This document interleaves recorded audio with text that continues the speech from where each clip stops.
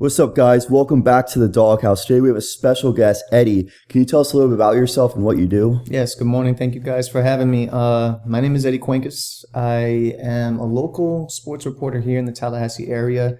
I do play-by-play and reporting for Four Quarters Online. We're very well plugged into the high school football scene here in the Big Bend region, from Tallahassee stretching all the way to Panama City and going as far down to Swanee down there in Live Oak. Also, I do morning sports reports for Wave 94.1 FM, which also does football coverage for another high school football team in the area, the Wakulla County War Eagles, who are doing very good right now, undefeated. And also, I am a barber. Yeah, I've been cutting hair now going on 8 years, and it's a good profession. I enjoy it. So shout out to my barbershop that I work for here in Tallahassee, Confidence Cuts Barbershop, located on Tharp Street in the Crunch Fitness Plaza. You know that. Shout out to Ryan, too, for the connection. Yes, thank you, Sensei. Yeah, Eddie, man, you're a jack of all trades. Why don't you tell me and tell Jack about what you look for in a high school recruit when you're doing the play-by-plays and you're just watching the games? What makes a high school recruit pop out when you're watching them? I think what makes a high school recruit pop out to me is the potential of what they can do and contribute to a program of their choice and interest, no matter the level it may be, whether it's Division III, Division II, FCS Division I, or FBS. What can they contribute to this program, this school that, is just trying to do better for themselves, whether it's a mid-major that is just trying to have a good winning season, compete for their conference, get that special signature season, or a Power 5 school such as Florida State and others right now in the top 10, and what they can do to take them to that next level of being a playoff team and potentially more, bringing home a national championship. So what I look for in a recruit is their potential of what they can bring to a program of their choice, no matter the level of competition. Yeah, so like selflessness, having a good attitude, just making sure that you're there to win, not there to boost your personal stats. Exactly. And, I think that's one thing that a lot of, young men now these days have a tough time, like figuring out what they want to do at that next level. Like, do I want to pursue the pros? Do I want to go to the NFL or perhaps one of the secondary league, like second chance leagues that we're getting now with USFL, XFL, and the return of arena football? Or do I want to have just a really good college football career, contribute to the legacy of a program that has, a very fond and rich tradition? Can you tell us a little about your week schedule, what you have ahead of you? McClay has a bye week, so we won't be doing no play-by-play action for them, but there is a game going down in Tallahassee with the radio station I work with. Wakulla is in town taking on the North Florida Christian Eagles in what I like to call the Big Ben's Eagle Bowl. For years now, they've been playing. Yeah, they've been playing each other. And one year it's a close game. One year it's a blowout. One year it's a close game. One year it's a blowout. I don't know. Last year, NFC upset Wakulla while they were like on a winning streak. I want to say they were the first loss that they suffered during an undefeated run, lost by 3 at J.D. Jones Stadium over there. So they're looking to get even on the campus of NFC. And I want to say North Florida Christian had it rough at the beginning of the season, starting 0-2, but I think they've won 5 straight games. So they're on a winning streak right now. They're finding rhythm again, but Wakulla is undefeated. They are stacked. They only lost 5 seniors last year. So they're retaining a lot of people. So yes, Coach Cleese has done an amazing job over there with that program since 2006. And consistency within their program is their key. This is a school that, for them, it's football year long. So yeah. So when you find an athlete that has this potential, who do you report to that tell them that they might be, good enough to join the team? Yeah, shout out to my buddy Mark Adams, who got me in the gig of Four Quarters Online play-by-play. I talked to him about it, check out this player, possibly their potential and what they're doing. This receiver stood out really well. You should look into him. So I usually go to him. Also, when I interview coaches, I do a lot of interviews with coaches. I submit my reports to him and so on. If I have a chance to get, an interview with the coaches, there'll be some games where it was just like too much for them or whatever, to where, it'd be tough to approach and ask them. What's the highest profile coach you met? Highest profile coach for me, I would say is, I got a chance to see Coach Dugans last year at the state championship game of the Class 2S division when Florida High unfortunately lost in overtime to Cocoa High. That was a rough one. I was Shout out Cocoa. We're from Melbourne, Florida. We're right down the street Brevard. from Cocoa. Yeah, that's crazy. They've been a powerhouse for a long time. They have, and I was at that game when they won in overtime, and I was also there seeing him because I think Florida High has a recruit right now that is being targeted by Florida State. You know, more on him later, I want to say, and you know, that's the highest profile coach that I've met. Now, at the high school level, I think they're all pretty equal. I'm very good friends now with Coach Tyrone McGriff of my alma mater, Leon High School, over there on Tennessee Street. He's really done a good job building that program up and trying to have a brand new turn. They were 1-9 last year. They're 5-2 right now. They started off undefeated, and they're hoping to make a playoff push. Coach Cleese for the What Color War Eagles, I've had a good interview with him. And Coach Cully for McClay, you know, private school football, that is quite the world, I tell you. Mm-hmm. Jack knows all about that, going to Holy Trinity down where we're from. I didn't have a choice, though. No, but I'm saying, like, they're different down there. Those Holy Trinity kids, they're rocking and rolling in football. And the high school football scene in Florida has changed now because of, like, how they're doing divisions and reconstructing them, like, every 2 years or so. 1A through 8A does not exist.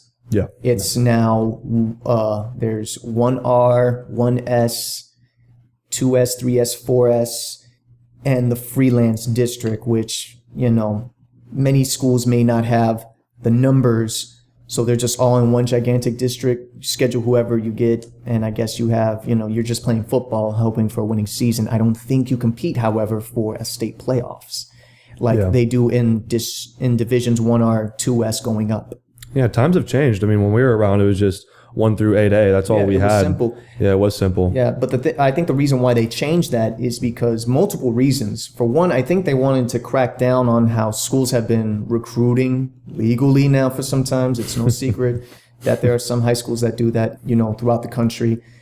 And I think they wanted to be fair competition because you had schools at the 1A and 2A level back in the day that were taking it to these 5A and 6A schools. Are you against recruiting? Like, do you think that should be stopped for high schools? I don't know. I have mixed feelings about it. It's a hard question to answer. It is. It's a really hard question to answer. I feel like, you know, I'm all about what's fair. And I think what's fair is working with the competition you have. So do you think like private schools are taking advantage of the system? Well, private schools have a lot to offer if you think about it, you know, with facilities and how their campuses are. Like I remember my old high school, when I was in Avon Park, shout out to my hometown down in South Central Florida, Avon Park, we faced Tampa Catholic. I've never seen a private school campus like that in my life where not only in one part of the campus you have, you know, classrooms and stuff like that, but on the other side you have dorms and stuff. I'm like, do students really stay on campuses? Yeah, that's how they get them there. How they get them there. They say, hey, we have dorms, we have meal plans. It's like going to like a small like state college. Like you have all these resources to you, and then you're like, you're really good at football. Yeah. All you got to do is come here, stay in the dorms, and you'll be zoned here, and that's good. You're good to go, and you can come out and play ball. Take the IMG academies, for example. Ridiculous. We have so many. IMG Blue, IMG Gray, IMG White, and all campuses are the same. Not all the football teams are that good, like I guess the main IMG, but still, you're under that name, and it's recognizable to the eyes of college recruits. And when you're looking for players, do you have to go outside of Tallahassee? For most part, like, do you think higher potential players are outside? I think a lot of, especially here in the Big Bend region, there's a lot of like good local talent outside of the Tallahassee area. You know, stretching as far as Gadsden County, and then going to Liberty County and Bluntstown, down to Taylor and Jefferson. You know, LeGarrette Blount came from Taylor County. Really? Two-time Super Bowl champion. He is a Taylor County Bulldog. And B.J. Daniels, of course, that's a very familiar name to us here in the Tallahassee area. He showed out back in 2008 when USF upset Florida State. And I think since then, Florida State has kept a very close eye on local talent. Yes. Like, that guy played at Lincoln, and we went right under our nose. So that was a big lesson to be learned that day. And I think since then we've actually kept a closer eye out on our local talent here in Tallahassee. That doesn't say that the rest of Florida is not good. Believe me, some of the best players we've ever gotten in our programs of both Florida State and FAMU come from South Florida, Central Florida, the Orlando and Tampa Bay area. And even just going down up the road to Jacksonville, you know, where there's Bowles High School and everything, and that's where Tebow, you know. Do you cover sports outside of football, or you just try to stay within football? I try. Football is easy to manage, but I try to be familiar with everything, including like high school basketball and even baseball. But I'm right now finding a rhythm with basketball. I follow a lot of the high school basketball scene here in Tallahassee. Also, last year the top 2 teams were Florida High and McClay. Florida High, courtesy of, you know, Seminole legend Charlie Ward, who's been at that program now going on 3-4 years. And I think in his second year, he won a state championship, a Class 3A state championship with Florida High. And last year, you know, again, top team in Tallahassee. Right behind him was McClay. So, yeah, I try to follow basketball pretty closely as well as I do with football. So take us into the Tallahassee scene right now. We have FAMU, who's doing really good this season, and we got Florida State, who's also doing really good this season. Someone who is plugged in and has roots in the Tallahassee scene, what does it mean to you to see FAMU succeeding and FSU succeeding for the first time in a very long time simultaneously? Man, this will be going on 2 years in a row that we've seen both programs succeed at the same pace and finishing in the top 25 at the same time. It's a great feeling, and believe me, being a local now of Tallahassee since 2010, when both teams are winning, the city is just very different. Both sides, you know, from north side to south side, everybody is just energetic, feeling happy and feeling good about themselves. And, you know, they want more of that. So I think it's very important to see that happen for, you know, the city of Tallahassee, because we're lit when both teams are doing good, and when both teams are, you know, up and down, you know, it's hard, and you see it in the city too. Exactly. For people who don't have never been to Tallahassee, they don't really know what it's like here, other than Florida State might be a party school. That is true. We love to celebrate when we can celebrate. It's a great feeling. I mean, it's a party school. Florida State's a party school. Yeah, Barstool has us, I want to say, in the top 10 for like the best party schools in We're always recognized for it, but believe it or not, amongst, you know, the unknown HBCU party schools, it's a scene. It is a Fam scene. United. Can you Dawghouses. explain the HBCU division compared to like D1 where FSU is in? Can you explain the difference to everyone? Well, the difference is for all HBCU schools, they are all FCS Division 1. Okay. Some originated from as going far back in time to as Division 2 and 3. At one point in time, FAMU was in a division with all HBCUs, like the signature names such as Jackson State, Grambling State, and even going into the Division 2 apartment with Morehouse, Tuskegee, Winston-Salem State. We were all in the same division once upon a time. But as time went on, you know, the separation of Division 2 and 3, and here comes FCS Division 1, some schools moved up, some schools stayed behind, you know. Yeah. And what separates it is, I think it's just a difference in like competition, the culture, and one thing I think that's the same though. We play football, and when I say we, as in Tallahassee's finest, you know, Florida State and FAMU. That's right. But I don't think there's no difference, except the only difference is that if you look at FCS Division 1 overall, they are in a more true championship system than what the Power Fives have been doing for years now, from the BCS to the transition of the CFP, College Football Playoff. But FCS Division 1, which is the football championship system, they've been doing it for the longest. They actually had a tournament set up going all the way back to the beginning in 1978 when FAMU won the very first FCS Division 1 title against UMass, who we know today as an FBS Division 1 program. They too have national championship to their name. Yeah, fun fact, you'll be surprised how many mid-majors you know in college football today have national titles to their names before they became like full-on FBS schools, such as Appalachian State, Marshall, the list goes on. Yeah, but FAMU won the very first one. And fun fact about that, no HBCU has come close to winning or even making the title game since then. Because FAMU is doing so well this year, what does the board committee need to do to have FAMU football recognized better? What do you say? I think it all goes down to TV recognition. Okay. You know, HBCUs, and this can be said for a lot of FCS Division 1 schools in general, like the big names, of course, like North Dakota State, South Dakota State, Montana, Samford, Kennesaw State, Villanova once upon a time, who is just now getting back into rhythm, and even Ivy League schools who are up there. I think it's TV recognition, but also like what can local television do to give them that scene. And I want to say North Dakota over there in Fargo, they don't, it's all about them, and their world of college football. So they have their local NBC or Fox or whatever the channel may be that shows their games. So I think what, the committee needs to do, or just schools, is find a way to, have their local networks give them that recognition. Because it's hard to get that recognition now with ESPN. Even though they've given us ESPN Plus, not everybody can afford. Do you think the viewers is a big factor to why? I think viewers are a big monetization, getting people to watch it means more sales, more ticket sales. It's just a matter of getting everybody paying attention to that one school, because that generates revenue from so many different directions that ESPN wouldn't be able to ignore you for long, Exactly. If you're getting all that revenue generated. Yeah, and I think that's one of the reasons why, recently ESPNU is going to be here next week for Florida A&M's homecoming against Prairie View A&M, because they're climbing up in the rankings. They're on a winning streak. Could be undefeated had they limited turnovers against USF. They only lost by 2 touchdowns. So that would have been a great upset. They could be undefeated right now. And who knows, College Game Day would have probably came back to Tallahassee to go to FAMU, first time since 2008.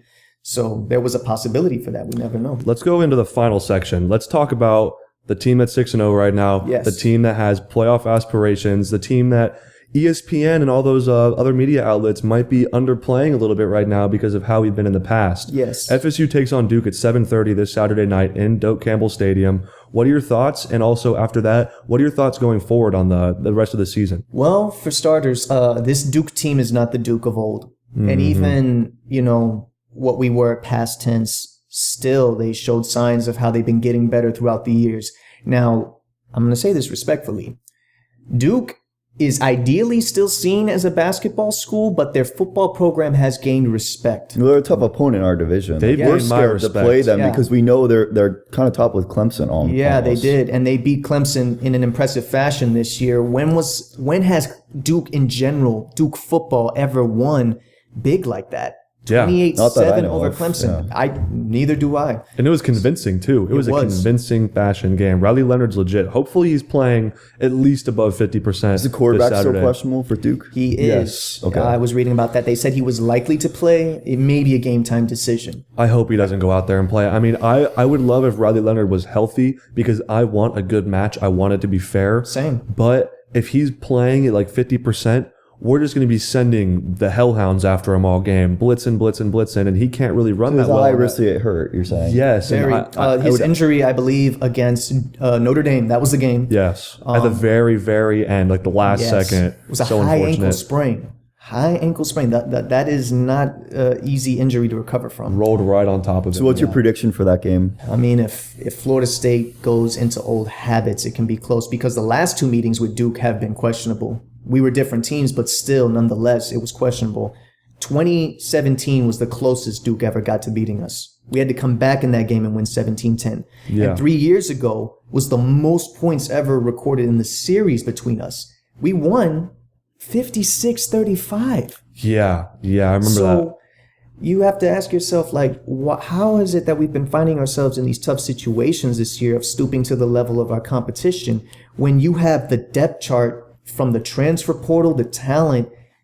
It's tough for analysts to want to view you as at the level of like a Michigan or Ohio State or even, Alabama past tense, or Washington, who right now is getting seen. But on paper, we are. On paper, You're we something do in the have... nation. Huh? Yeah. Something in the nation. Yeah. ESPN rankings. Yeah, on paper we are, but the analysts, I see it all the time on networks. They don't want to give it to us fully because they don't trust us. They know what Florida State is capable of if they get caught and stoop to the level of their competition. Exactly. So that's what they got to do Saturday night. Do not get on Duke's level, because let I remind you, Duke is the only ACC team that has not yet beat us. We are undefeated all-time, courtesy of, Bobby Bowden's. So you're going to stick to the history with us winning, I assume? I'm going to stick to the history with us winning, but I won't be surprised if this one is the closest. I think Duke's defense is really, really good. That front line is really, really good. I'm going to have to go. FSU is going to win by, I think the spread is 14 last time I checked, assuming Riley Leonard's not going to be playing 100%. I'm assuming that's why it's 14. Vegas thought that. Yeah. I think we cover, but I think it's like going to be close. If we win by more than 3 touchdowns, that would be like huge as it against the ranked team. Yeah. But I don't see it. If we don't cover the 14, I'm assuming we're going to be somewhere in the win of a 10 to 17 range. I was going to lean on that too. I see us winning by 10 because at this point, I just know what we can do good and what we can do bad. So I think Florida State wins it by 10. But boy, man, I mean, So we're covering by 2 scoring drives and more for sure. 2. Okay. All right. So coming up on, we got a couple minutes left. I want to go into real fast FSU in the future. Do you think we have a chance with Miami, Pitt, Northern Alabama, Duke, and UF left, and then possibly UNC in the ACC championship, if that's who it's going to be? What do you think our odds are of making it to the college football playoff in general? Do you think they're good? Like, you feeling 50-50, 60-40? What do you think? I mean, the rest of the season, it just depends on how Florida State, plays this Saturday against Duke, and then moving forward, because we have 2 road games. Wake Forest, I think we finally get even with them. I don't see them too much as a threat, but Pittsburgh, since joining the ACC, has had one signature ACC upset every year. They just had one again, beating undefeated Louisville. It's going to be cold too up there. It's going to be cold. And that's what's going to get us. We haven't been to Pittsburgh since the national championship season, which was 10 years ago. Yeah. So definitely watch out in that game. Regardless of their record, they're going to give it their all, because when you're a top 5 school, you're not the hunter anymore. You're the hunted. Yes. So Pittsburgh definitely have to be cautious of that. Do you think FSU is going to strike out as soon as we hit playoffs, or you think we're going to go on? Yeah, I wanted to ask, like, do you think when we get if we do get to the playoffs, the top teams, we have Michigan, Georgia, Ohio State, maybe Penn State, Texas. Like, if we were to make it to the playoffs, real quick, who do you think we have a chance of beating, and who do you think would sweep us out in the first round? Man. So I like us in the playoff against if Oklahoma. I think Oklahoma's back in the scene now. I think would get us out. I think so. I think, since we played them last year in the Cheez-It Bowl. They also had predictions us in Washington. Oh my goodness, that speed. Washington's tough. Washington would be tough. Box office. That would be box office TV. And it's hard to say with Michigan. Michigan still looks good despite like the start to the season that they had. Well, they're a top 3 team easily. Exactly. So I think making it is a possibility. I think making it to the college football playoff is a possibility, but to win it, I don't know. That's the tough part. All right. Well, we're coming up on our final minutes here, so I think we're going to close it out now. Eddie, it was a pleasure having you. This was really good insight on the HBCU scene and the high school football scene. I really enjoyed talking to you. Jack, do you have anything to add? Yeah, Eddie, can you tell everyone where to watch your radio show and everything so they can tune in? So I do morning reports Monday through Friday mornings for Wave 94.1 FM. You can catch me at like about 7:10, 7:15, 7:40, 7:45, and 8:10, 8:15 a.m. 4 Quarters Online has a YouTube channel. You can subscribe to them, and we'll even post notifications when we go live. I will be live next week when Maclay takes on Taylor County. It's their senior night, so that's one way to follow me on there, or on my Instagram and at E_class_cuts. If you ever want to book an appointment as well, my booking information is on there as well. The cuts are fire, man. I saw the Instagram. He does some clean fades. Thank you. Thank you for joining us today, Eddie. Yeah, with that being said, it was a pleasure. Yeah. It was a pleasure. We will have you back. That'll be a great time, especially when the season gets more to a close and we can really talk FSU, FAMU football. Oh, yeah, definitely. All right. Thank you, guys. Yep. Thank you.